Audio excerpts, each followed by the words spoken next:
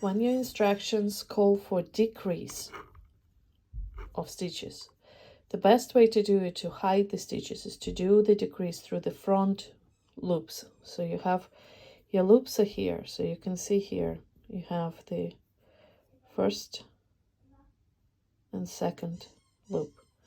So to decrease, it's best to just do through this one and through this one, so on the side. So what do I do? Sorry, it's this one and this one. So what do? I find the center of the loop, and you can see here the thread on either side of the hook. Go through the first loop,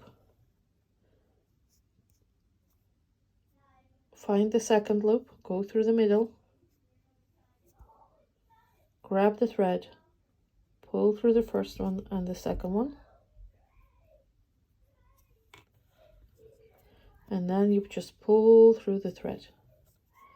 So that's your decrease right there. So to go again, go through the middle, first loop, go through the middle, second loop, grab the thread, pull through, and grab the thread, pull through. That's your decrease.